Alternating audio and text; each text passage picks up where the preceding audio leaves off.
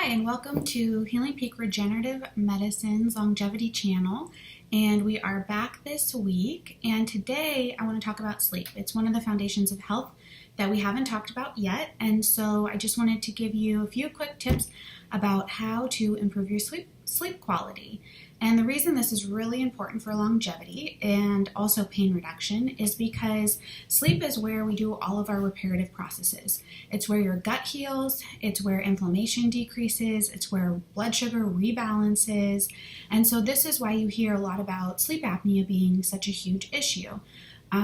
It's when you can't get enough oxygen to your brain or into your bloodstream while you're sleeping, and blood sugar levels stay elevated, which cause cholesterol issues, heart disease, high blood pressure, stroke, and heart attack. And so it's really important to make sure that you don't have sleep apnea. And things that affect sleep apnea are food allergies and food sensitivities. And also, if you avoid your food allergies and food sensitivities, that can actually clear up obstructive sleep apnea completely.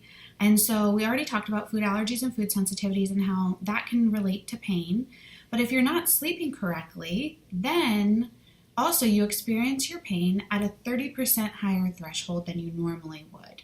And so for people who are experiencing pain all the time, it's kind of this vicious cycle because they're not sleeping because of their pain, and then they're experiencing their pain worse because they're not sleeping. And so it's really, really important, especially for a diabetic patient or someone who has sleep apnea, and then also in pain, they've got this huge inflammatory problem going on, all surrounded by sleep. And so it can be a huge game changer for these people to start to get really good nights of sleep and really restful periods of sleep.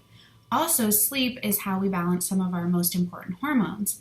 And so if you're not getting a lot of sleep and your cortisol levels are elevated during sleep, then it also is going to eventually start to throw off your other hormones, male and female hormones, and melatonin, and cause all kinds of other inflammation, thyroid issues. And so sleep can affect all these different parts of your body. And ultimately what that leads to is premature aging. So you're not going to see like a beautiful glowing skin, your hair may start to fall out. And then also it can affect a lot of pain, joint pain, and then chronic issues such as blood sugar issues, and all of these, diabetes and blood sugar and all of those types of things, chronic inflammation lead to all those big nasty words, cancer, heart attack, all these things that we're really trying to prevent. But ultimately, this channel is about really aging gracefully, living the best quality of life you can for as long as you can, taking care of yourself, living the way you want to live, limitless, and free to do whatever activities you want to do for as long as you can, whether it's climbing, Mount Rainier, or just being able to get up and down off the floor and play with your grandkids. And so sleep is a huge piece of this. And in the future YouTube videos, we will talk about when these foundations of health changes have not been working for you. What are your next steps? When do you need to go and start to get regenerative injection treatments? Or when is it time to kind of put that glow back into your skin that you're just not getting with some of these foundational changes, including sleep, water, diet changes, that kind of stuff. So stuff to make sure that you have the best sleep environment possible. We call it sleep hygiene, or I call it sleep hygiene.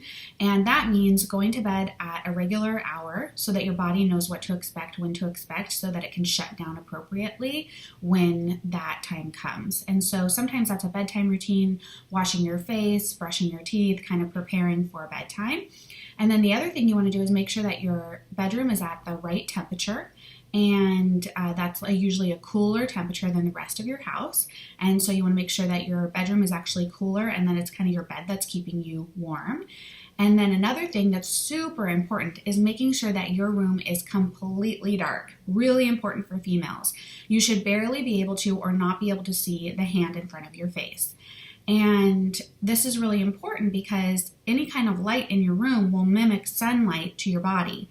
And so if there's sunlight, if your body thinks there's sunlight happening in your room in the middle of the night, it's going to throw off your hormones. Even the red light on an alarm clock has been shown to change female hormone levels. So if you've got one of those, just put a washcloth or a towel over it, get a new clock, and then invest in some really good shades, or at Fred Meyer or some Bed Bath & Beyond, you can buy some blackout curtains and install those for relatively cheap and get your room pretty dark, if not completely dark. So that is a few different things you can do to help improve your sleep qualities.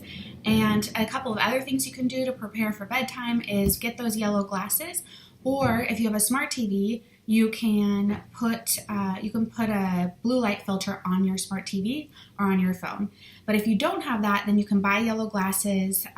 They filter out the blue light, and this is really important because blue light, especially before bedtime, 2 hours, will decrease your melatonin levels, which is your sleep hormone. So you really want to try to either completely stop screen time 2 hours before bed, or you want to wear those those yellow glasses that filter out the blue light, or put a filter on your electronic devices to make sure that you're not getting any kind of blue light infiltration into your eyes or around your face 2 hours before bedtime.